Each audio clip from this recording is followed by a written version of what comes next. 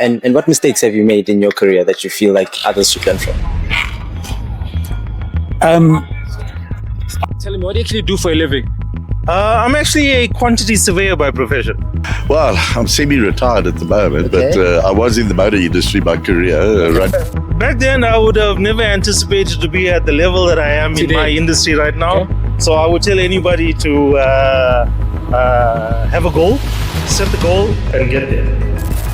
If you're very, very lucky in your life, you'll have maybe 3 or 4 good friends, people that you can call your friends, which will always be your friends until the day you die. How much on a monthly basis would you say the company that you're in generates on a revenue basis? There's a large figure.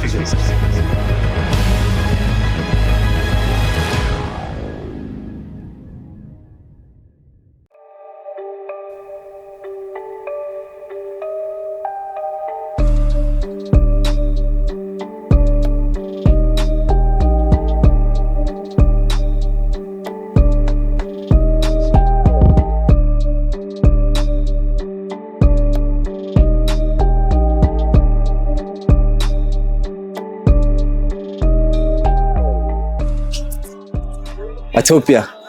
You can see I'm standing next to one of the greatest classics in the Porsche category.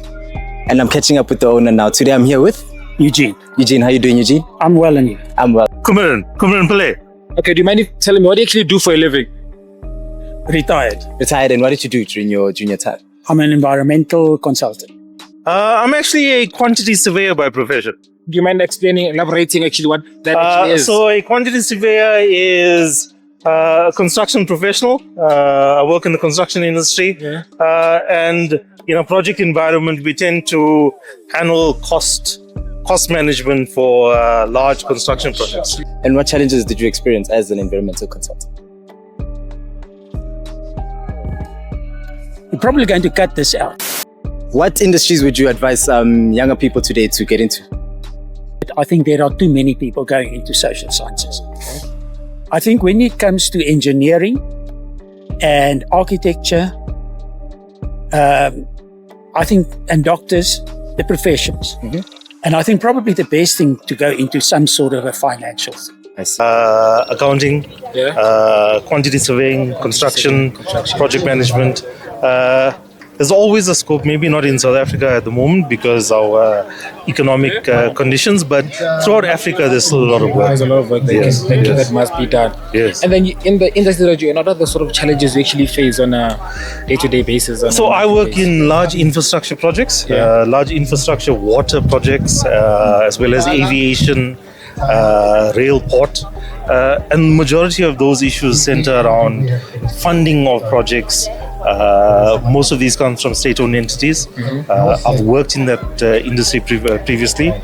Companies like Eskom, Transnet, TCT, Trans-Caledonian Town Authority. So most of those are large infrastructure projects, and majority of the issues center around funding and availability of funds on projects like this. So I guess your main advice would be to find a need in a business and be that person that solves that need. But I would say to anybody is a lot of these things are based on starting at university level or technicon level, because there's no issue between the two. And the important thing, whichever industry you choose, is to become a professional at that level. And do you feel like those industries have money so someone can actually make a good career out of it? I think they can, yes. I see. Okay. Well, how important have connections been in your life, in your professional life?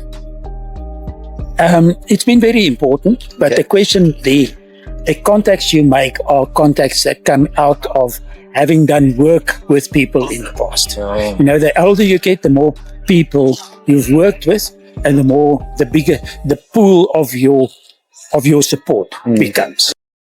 Then if you lost everything right now, everything gone, accounts wiped out, do you think you'd be able to get where you are today? Yeah, so what I have is a degree. So no matter what I lose, I'm sure that based on the fact that I have a degree, I'll start from zero again. You start from zero. Yeah. You'll be able to build what you have today because you've already walked the steps. Yes. So it's not like certain individuals that don't have that engineering background or technical background, when they run a company and that goes to the ground, there's nothing that they can actually pick up and leverage against thereafter. The advantage is I have my degree to leverage against thereafter. Just in case everything goes Yes. sideways, you still have something. Yes. So I guess what he's saying is that have a degree, go to school, but at the same time, if you're an entrepreneur, build your entrepreneurship, but have something in case everything goes sideways, you have something to fall on. If you get an opportunity to get experience outside South Africa, in the States or in the UK or Europe or even Asia, take that, because that experience is something that you take with you for the rest of your life. And do you think, is it because of the state we are in as South Africa that's I don't think that's the only reason. My feeling is that people have other experiences in other cultures. Okay. I mean, even if you go and you work in Mozambique, whether you then go to the Emirates or something, the same thing really applies there. It's a new culture. And I think to get knowledge of people and different cultures, I think is very important. I see. How much on a monthly basis would you say the company that you're in generates on a revenue basis? There's large figures. So it's like 6, 7, 8, 9, 10.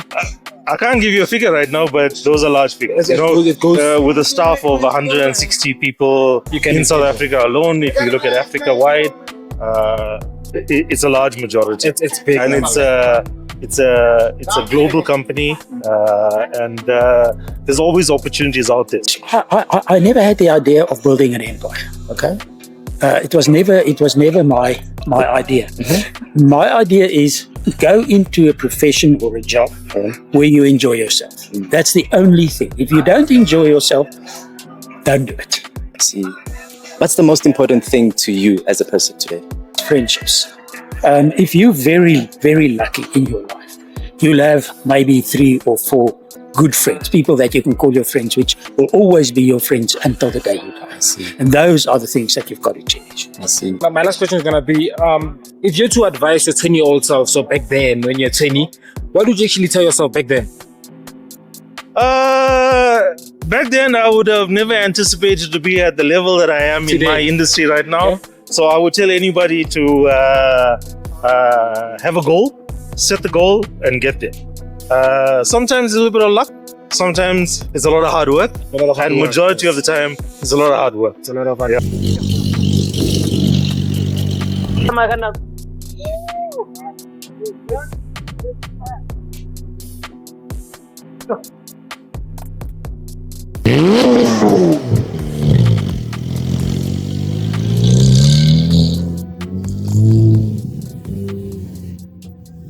With Neville, how do you do? I'm doing good. How are you, Nepa? Good, thank you. I have to ask you, what do you do for a living, sir? Well, I'm semi-retired at the moment, Okay. but I was in the motor industry by career, running dealerships and I see. And then did you enjoy your career?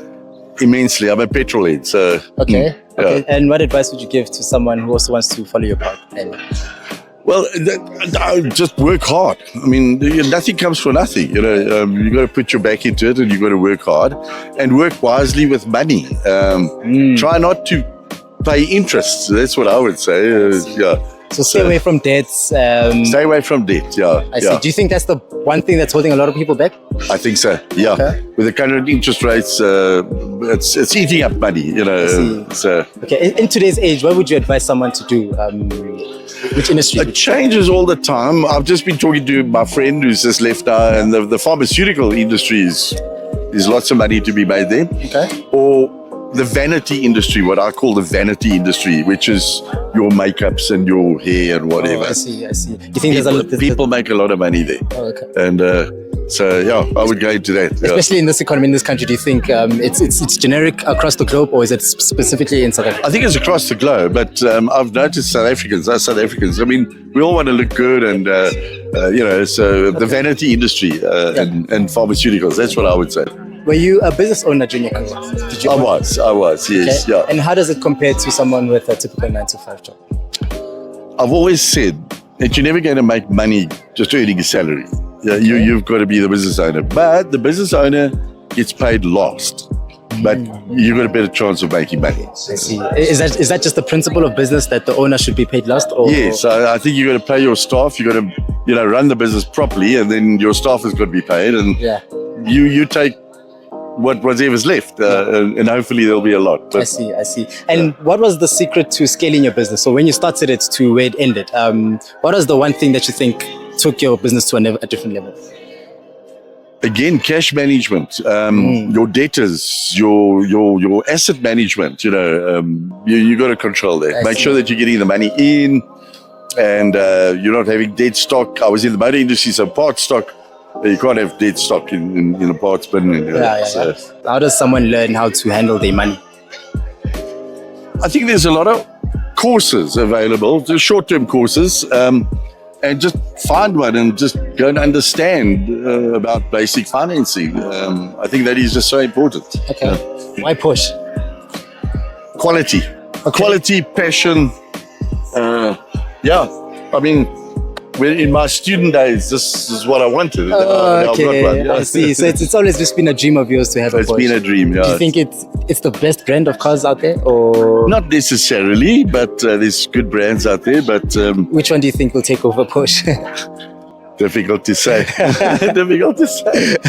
Lambos, no Ferraris. They're all lovely, aren't they? But do you own a couple other brands other than a Porsche? Yeah, Alfa Romeo. Okay. Actually, yeah. Well, I think you're the first person I think would actually promote Alfa Romeo. Yeah. What's special about them?